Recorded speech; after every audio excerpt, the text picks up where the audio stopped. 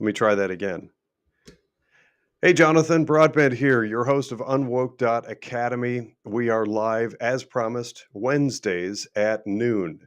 I briefly had my microphone muted there because, as you may have heard me during setup, I actually have set up to go live. And it's my plan to be live every Wednesday at noon Eastern Time on Facebook, YouTube, X, and Rumble. That's the max for the software that I use to allow me to live stream. But also separately, I am live on Substack. So, whatever your preference is, I hope that you will bring engaging conversation, or at a minimum, at least enjoy the conversation that I introduce.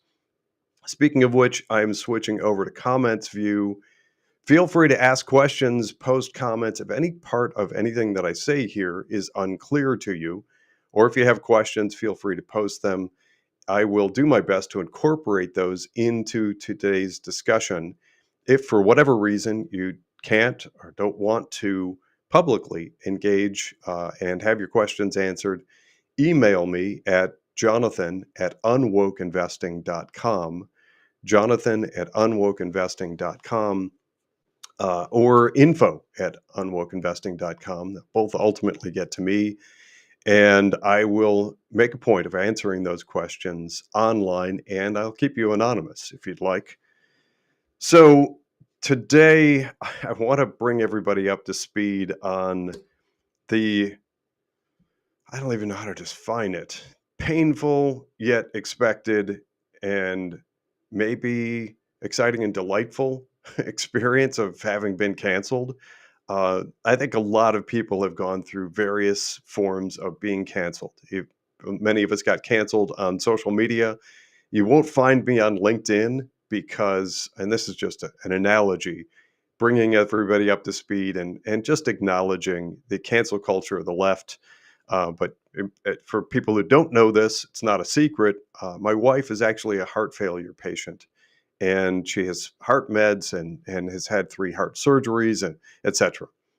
I love my wife very much. So during COVID, I stumbled into a group. It was like a global group of clinical physicians and research technicians that work in medicine, and they were talking all about health implications to the heart for the COVID jabs. And I was like, oh, I've got to tune into this and learn everything that I can about the implications of the COVID jabs. Well, lo and behold, I got nixed. I was kicked off of LinkedIn in spite of the fact that I was actually paying them. I was one of those people. In hindsight, I gave them way too much money. I was paying $880 a year to LinkedIn in order to be on their sales navigator, but that was irrelevant. They still canceled me. Why do I bring that up? I'm clearly not here today to talk about LinkedIn or any of the other social media platforms that nixed, shut us off, canceled us, didn't like our voice or whatever. But the long and short of it is I am one of those people that worked my way into finance. I fought and battled really hard. I went through what's called the bullpen. And if you've ever watched any of those Hollywood movies and TV shows and stuff with the craziness and mayhem of the bullpen of people that make their way and start in finance, what was the one where somebody cuts the bottom of the tie off because somebody accomplished? I don't even remember. Basically, it's all true, and it is a brutal battle. It's really tough to actually make a name for yourself and do anything in the world of finance. But I did, and I got recruited by Wall Street, and we got on that career path where, at that stage of the game, it's actually difficult not to get rich, like filthy, stinking rich. I did that. I saw those people. Not that I got filthy, stinking rich, but at the entry point, and if you're at all curious about some of the stories, oh my gosh, it's unbelievable. I actually talked to a Hollywood producer at one point about producing a series based on the experiences that I had, because you wouldn't believe some of the stuff. It's just outrageous. I can't even begin to just whet your appetite. One of the being invited into it was a convertible Maserati, and doing 185 for like 5 blocks with a case of beer. Um, I was stunned that people were doing this stuff in broad daylight and crazy, just crazy things. But the point is that at that level of the game, when you're making very big seven-figure income, there's an element of those people that's like they can do anything they want, and it shows. And I saw it, and I was introduced. There were private jets and a lot of invitations to fly places. At the end of the day, I very quickly realized as I was exiting the introductory phase and becoming like, "Hey, come on into the good old boys club." It was at that time I really realized what was expected of me, and it was to never ask questions. It was to simply follow orders and sell as much as possible and as most in the most profitable way possible. I saw that and I documented it. I actually I balked. I don't like that, and I ended up the gist of it. And I'm just going to give you the Cliffs notes because we need to get into a lot of detail, a lot of information today.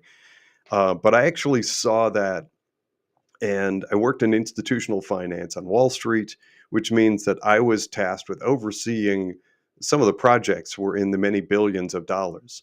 And just by way of reference to what that means to some typical advisors, I had a contemporary at the time who brought in one approximately $1 billion deal. And that for years paid that financial person about six to $700,000 per year. That was just one relationship. So you bring in one relationship and just sell it with no no heart, no morals, no value system, and your starting point for welcome to the good old boys club in finance is like a $600,000 a year income. And most of the people around me was like, that's kind of chump change. That's like if you fail at a bunch of things, that's your consolation prize is a $600,000 income. Um, and I ended up butting heads with many of those people, and I was quickly out. I wrote a big letter that I actually shared internally. Silly me, I thought we were supposed to work with ethics and have a moral compass. But I released this letter internally while on Wall Street that was not well received. It was basically admonishing a behavior of engineering a company called BlackRock as the receiving money manager in huge pensions, retirement plans, 401k, really anything. And it turns out that the my accusation, at least, is it was clearly just profit driven, or even if it wasn't, and somebody just liked somebody over there, you can't work in that world without backstopping every decision with a due diligence process. So, what does that mean to you? If you work for some company and you have a 401k or anything like it, and your 401k says, here are your investment options. And first of all, if you're at a company and they gave you a list of investment options, here put deduct some of your payroll and put some of your money for your saving for retirement. And if it's a big list of all Vanguard or all BlackRock or something, I would immediately start rallying your colleagues, your peers at your workplace, and lobby for better because you absolutely have to have better. Those are not an answer. Those are a default for somebody's profit motivation. There are plenty of different types of managers out there who aren't doing all the same woke nonsense. What do I mean by that? This is a quick aside. If you haven't watched two of my episodes that go in tandem, go back and find Parade of Woke Sameness. And well, actually, really, there's a three-part series on um, 401k plans. It's Behind the Veil on 401k plans. But my point is that if I had the experience of seeing that side of the equation. What goes into buying access to you as an investor? And 401k plans and things like it, especially when you get into the really big ones, and union plans for all kinds of these huge unions with many billions, hundreds of billions of dollars, the incentive is insane to just load it up with fees. I didn't like that, and I decided on a track that got me away from Wall Street, and overseeing them, and then reporting on the issues that I see. That led to starting my own company. I launched my own company, and it's been an awesome wild ride. But that's just about done. The reason it's just about done is, I guess, that there's the same sort of issue. I don't like being told what to do. I don't like being told to shut up. I don't like being told what I can and cannot talk about. And I don't like being told that I cannot discuss the truth. If I find truth, bedrock truth in things, I'm going to call it out. And that means all kinds of different things to me. And hopefully that resonates with you. I started with a big expose on BlackRock. I did one on Vanguard. I have done um, uncover research on the companies that decided to try to boycott ad revenue for the social media platform Twitter. It was called Twitter back then.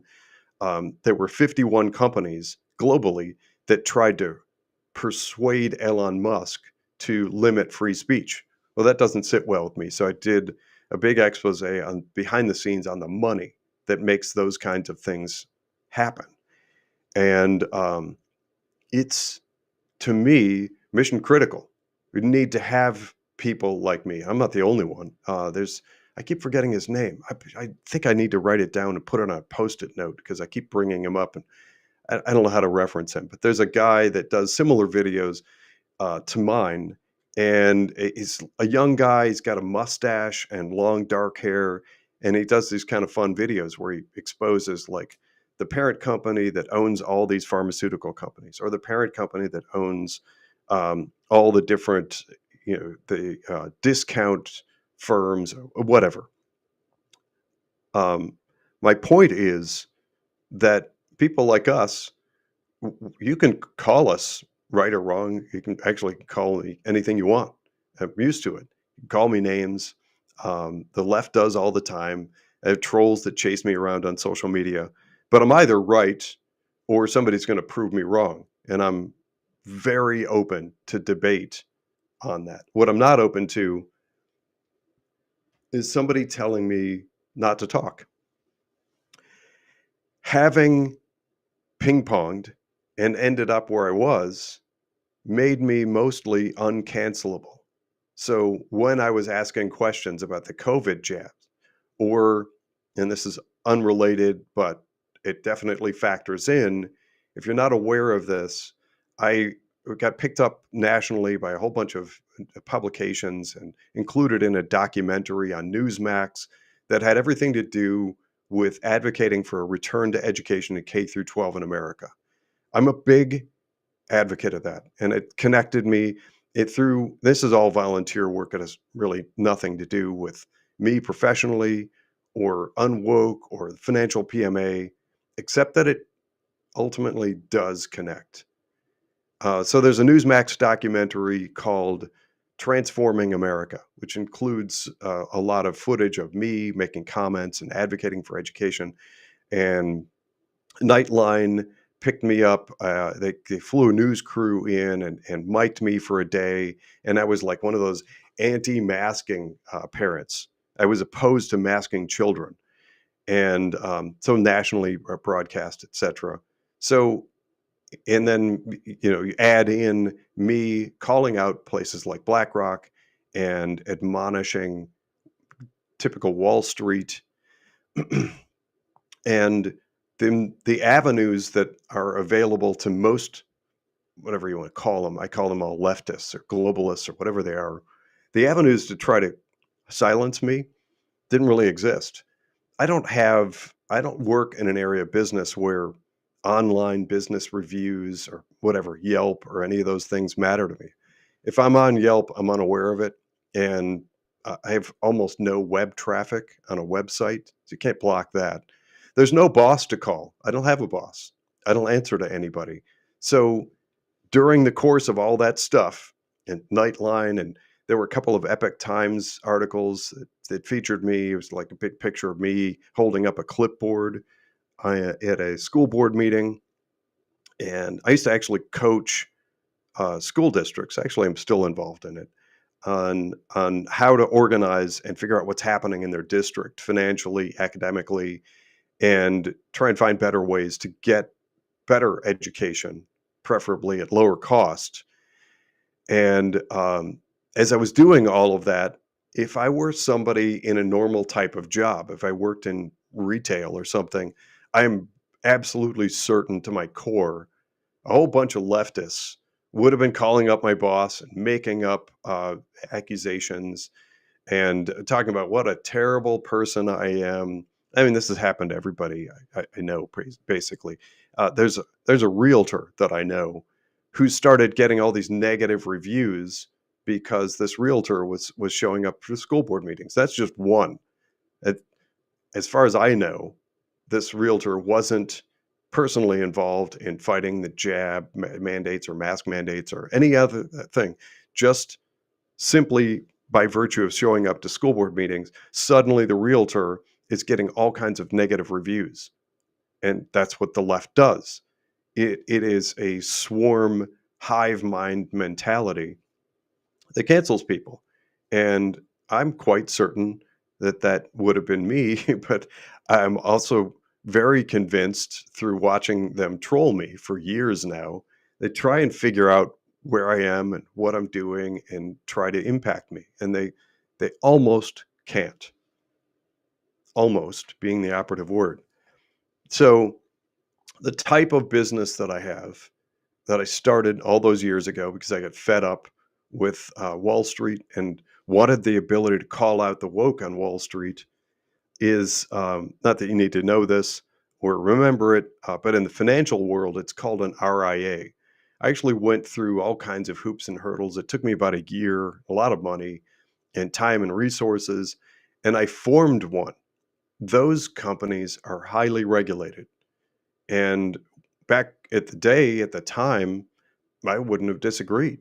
And sure, absolutely. If I'm working with hundreds of billions of dollars and some of these big institutional clients, my type of client that I typically serve, yeah, absolutely. Sure, of course, there should be regulatory oversight. I've come to believe that most regulatory oversight is fiction. It's nonsense. It doesn't actually look out for the end user and consumer.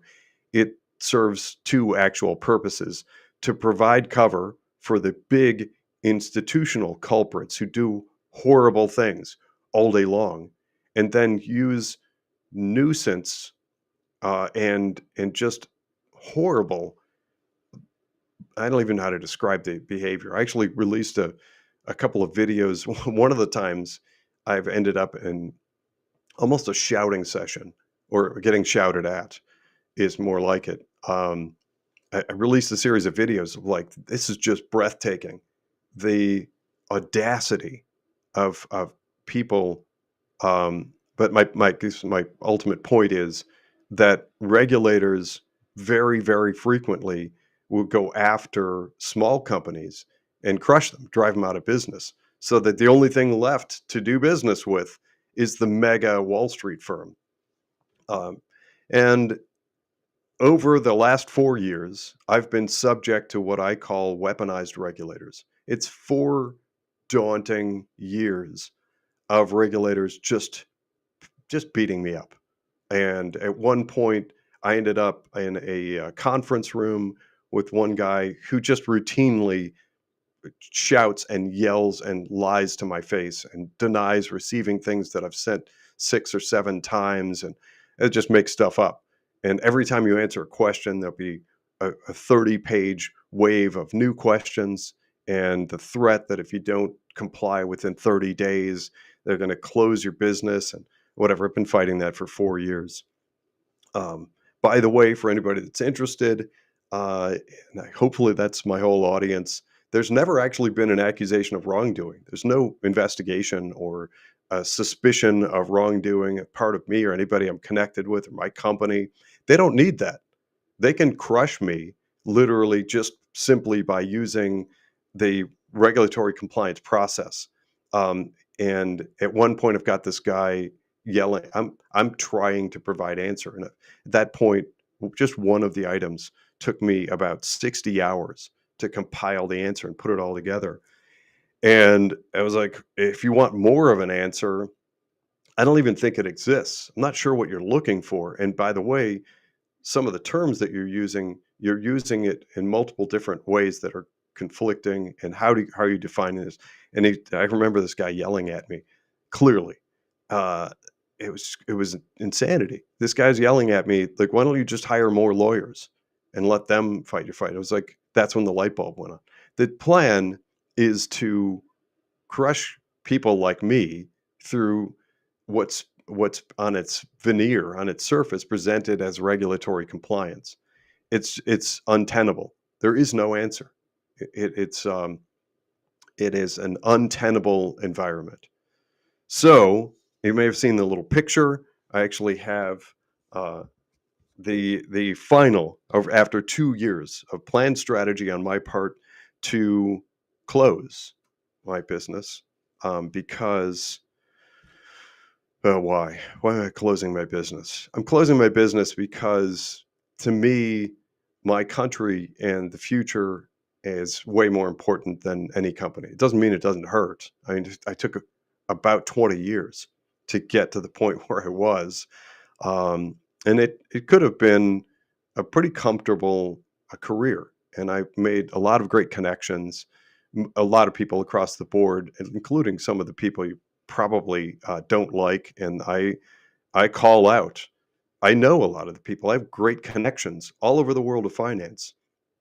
So phase one, in summary, was getting into Wall Street and realizing it's not at all what I hoped for or thought it would be.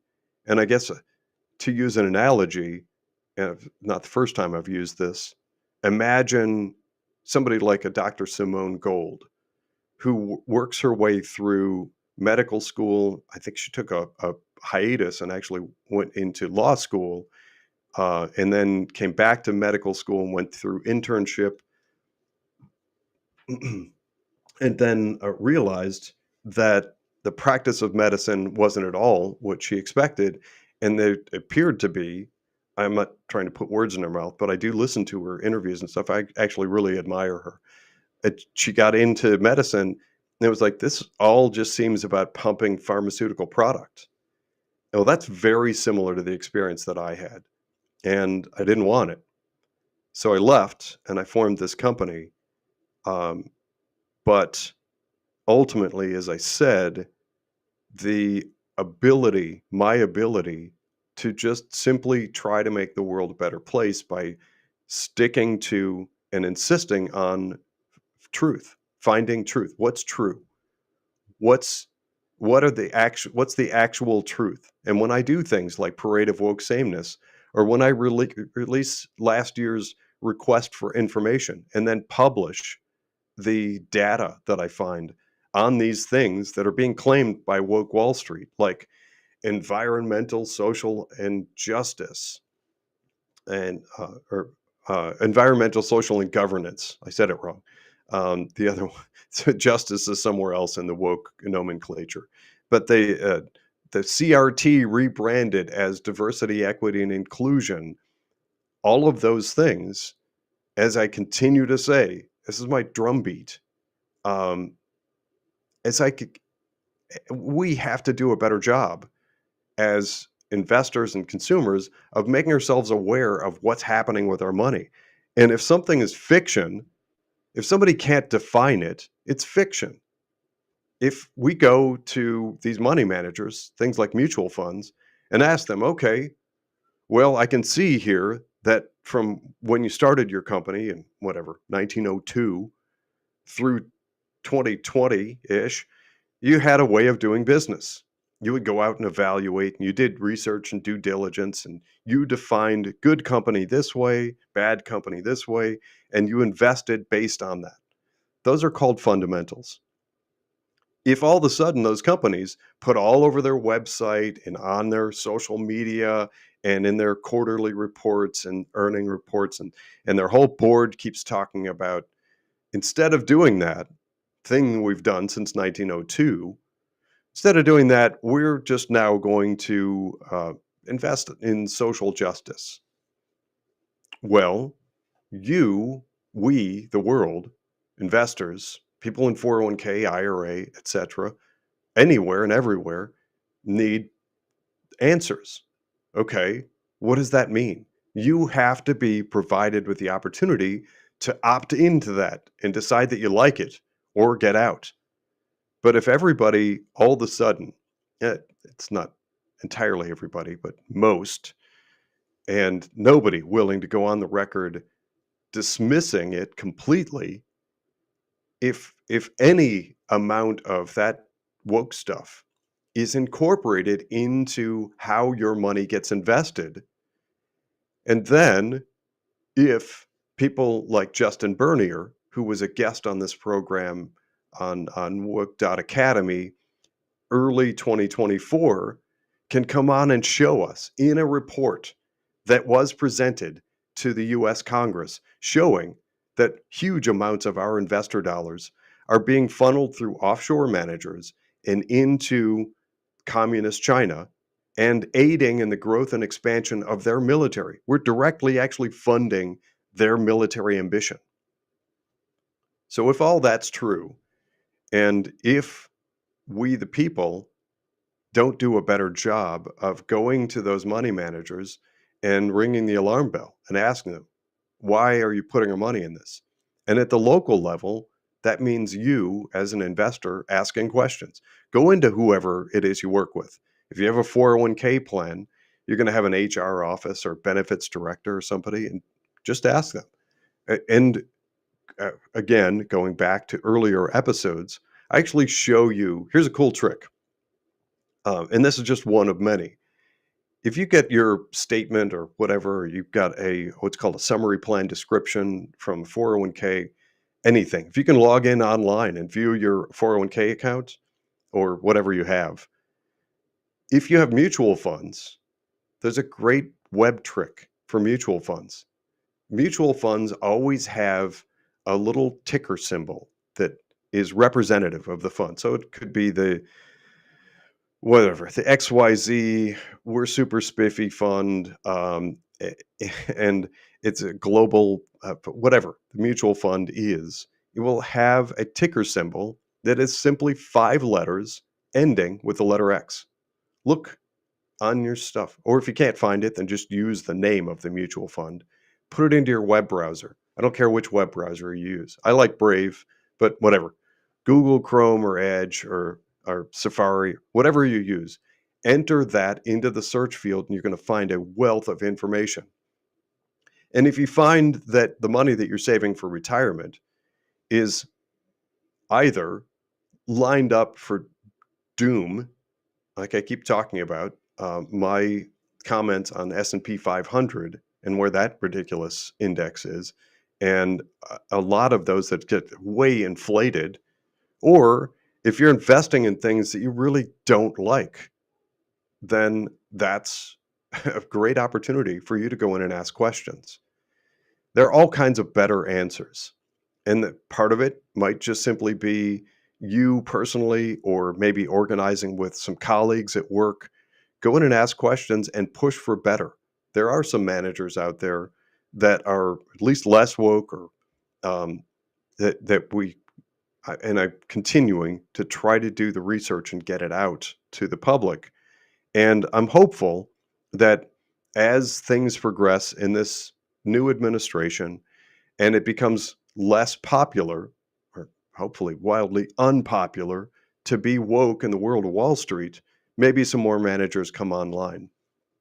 But ask questions and find them. Figure out what they're actually invested in.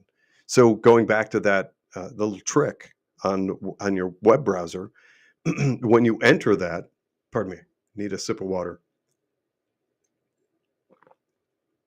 When you enter that ticker symbol or the name of the fund, drill down and you'll see that the mutual fund is invested in companies, and just decide whether or not you like those companies. If you need help with that, don't forget about our friends over at Inspire. I'm not connected or affiliated with Inspire, although I do have a business referral arrangement with Matt and Drew. That's a side note. If you're looking for financial planners, look for the interviews I've done with Matt and Drew at Inspire, and hopefully it clicks. But if nothing else, they're going to do an impact report for you for free. They're doing that because they want to meet you. But more to the point, Inspire has a website that's publicly facing and it's free. And you can type in the names of the companies that your mutual fund is investing you in and get a rating. And they're one of many different types of rating firms out there. I like them because they're very simple, straightforward, and they help you to cut the woke out of what you're funding with your investment dollars. Um, so ultimately, the key point, the key takeaway in today's discussion is there has to be breathing room for people like me. And if I'm getting deplatformed and if my business is being taken away from me, and if that continues to happen and that trend eventually silences voices like mine, then the bad guys win. That's why uh, I continue to do what I'm doing and continue to advocate for free speech and the ability of people like me in the financial world, or again, going back to the medical analogy, uh, Dr. Simone Gold and American, what is the medical group that she started? It'll come back to me.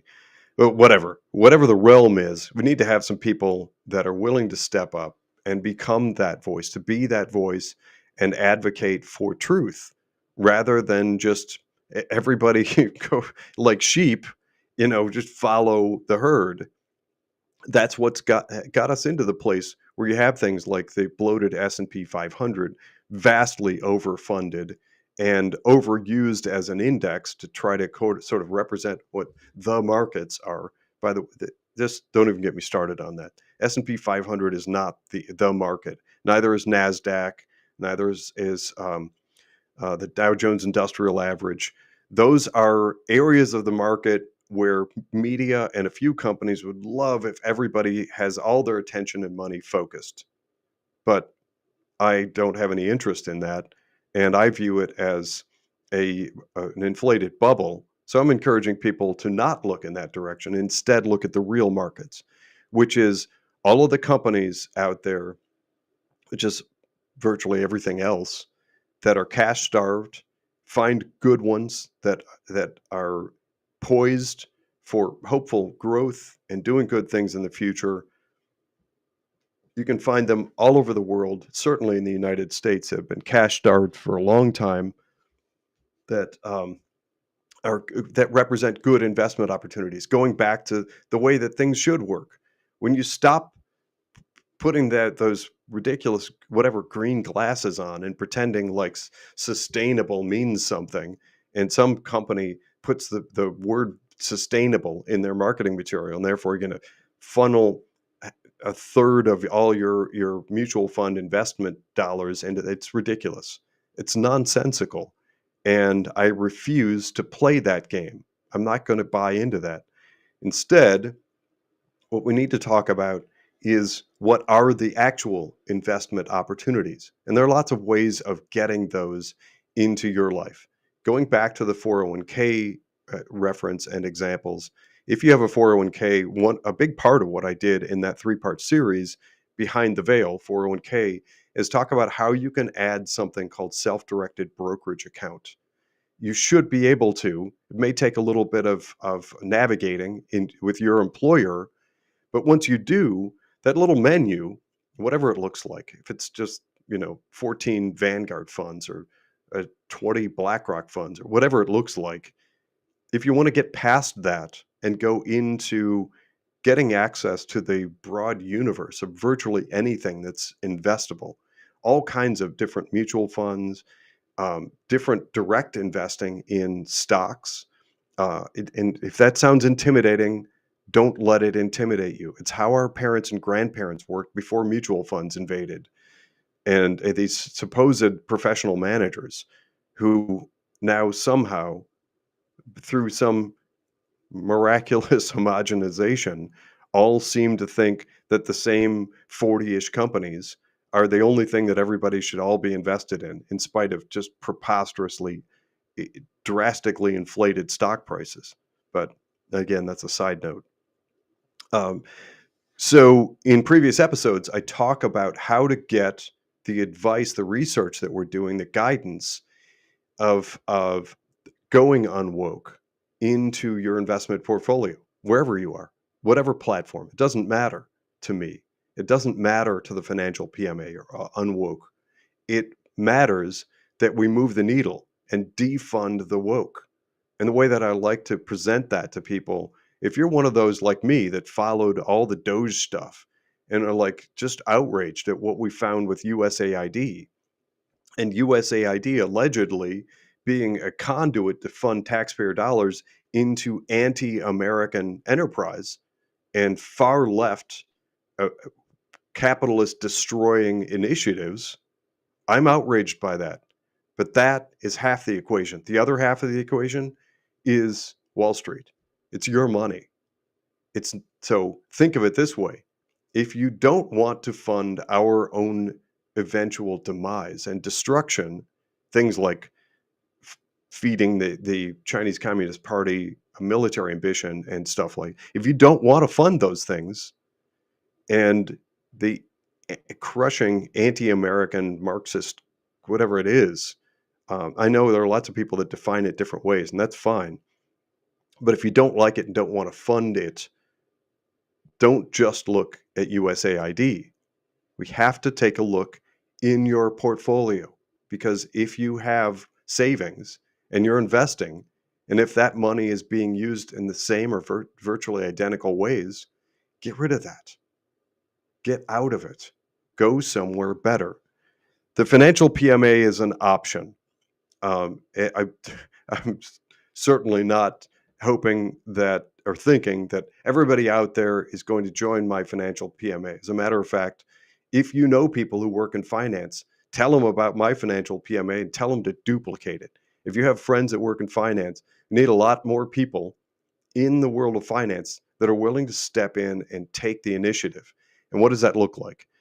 Using, again, the analogy of medicine, there are people like Dr. Gold. I actually like Dr. Sherry Tenpenny. She's actually, I think, not far from me. I've met her personally. And whoever you like. There are people that like and dislike all of them. Robert Malone comes up, whatever. But many of those people, they left corporate mega hospital and formed private clinics. And some of those private clinics, I think, are private membership associations.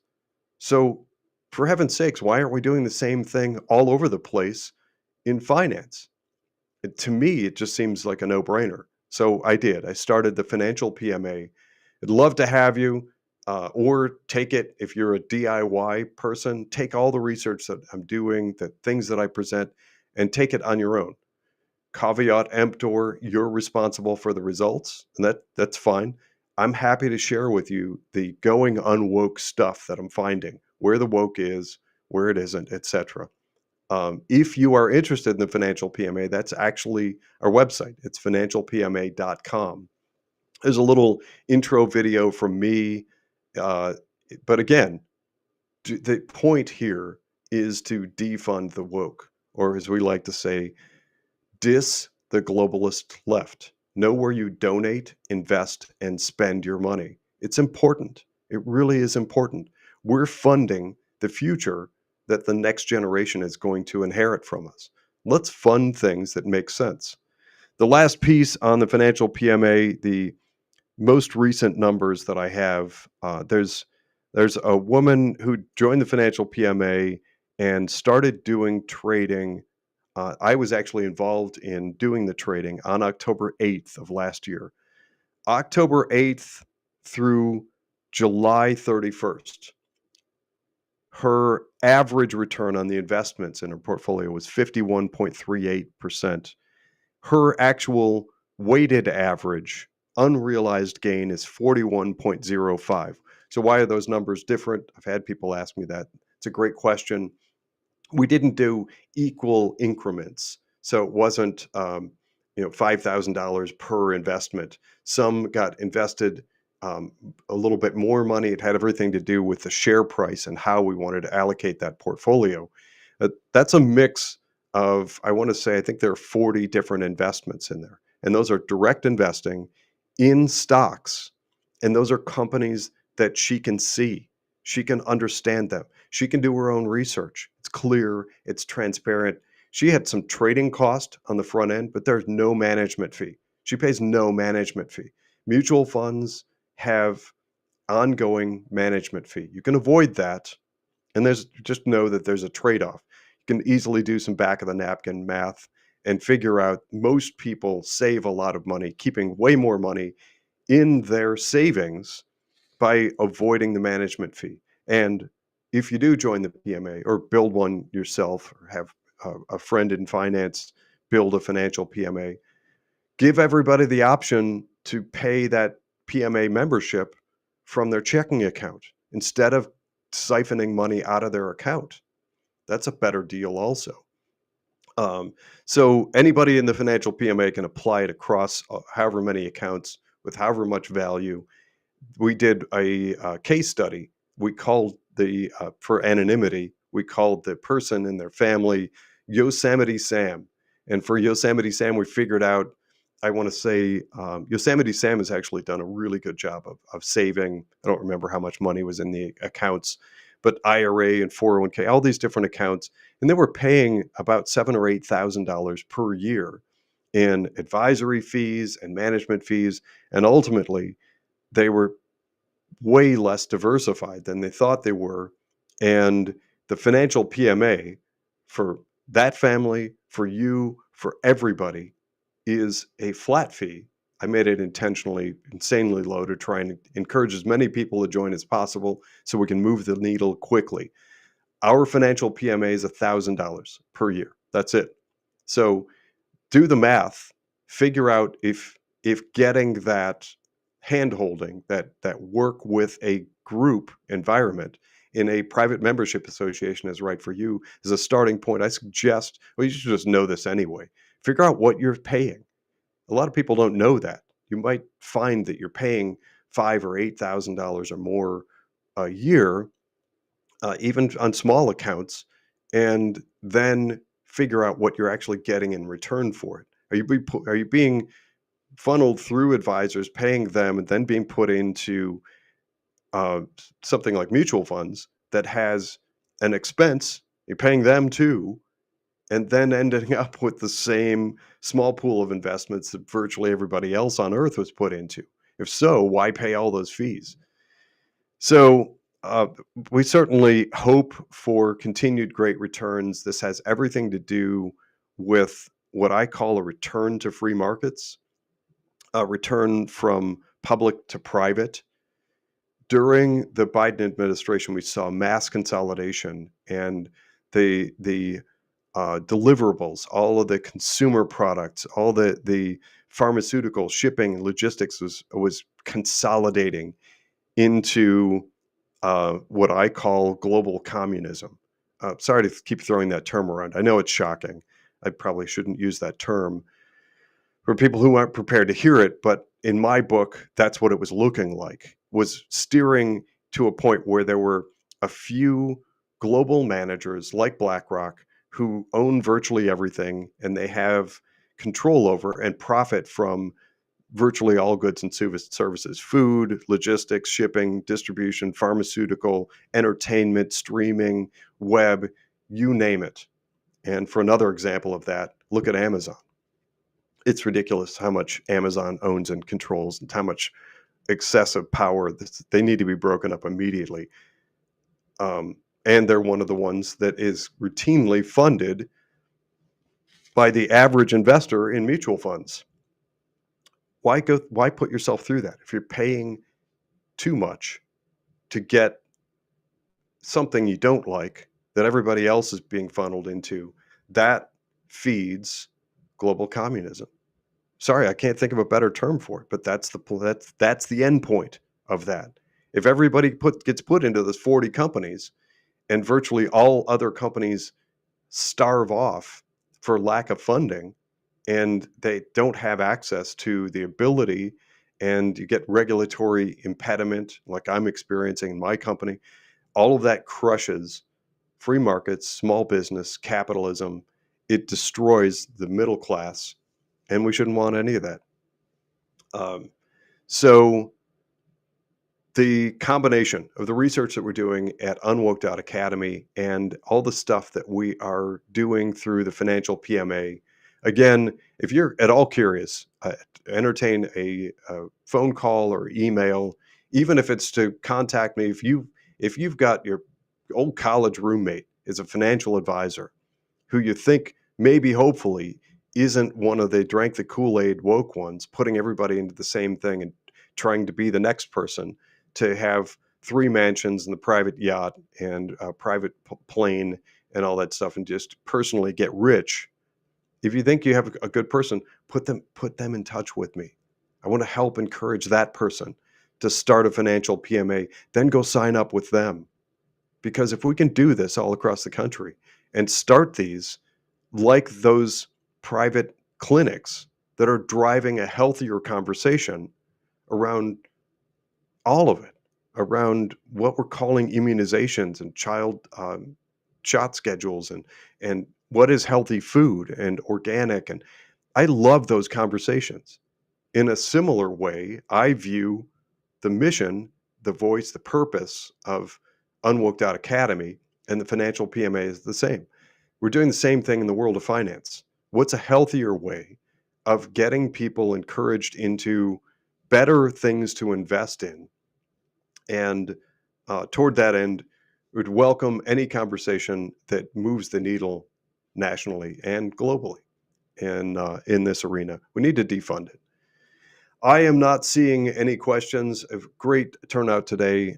Wonderful audience. Thank you for coming in and listening. As always, I'm going to do these every Wednesday at noon Eastern time and bring back your questions. In the meantime, dig into what you've got. Use some of the prior episodes and some of the things I've said today to figure out what you're paying, what you're getting, and whether or not you're actually doing harm inadvertently. If you are, I don't blame you. It's stealthy. It's insidious stuff. But find out so that you can start making good changes in your portfolio to not be funding the things that you don't like. With that said, I am going to sign off. Don't forget to like this. I always forget to include that. Don't forget to like this and share it around with some people. Let's get the word out. In the meantime, I hope you have a great week, and I hope you. I hope to see you back here next week, Wednesday at noon Eastern time.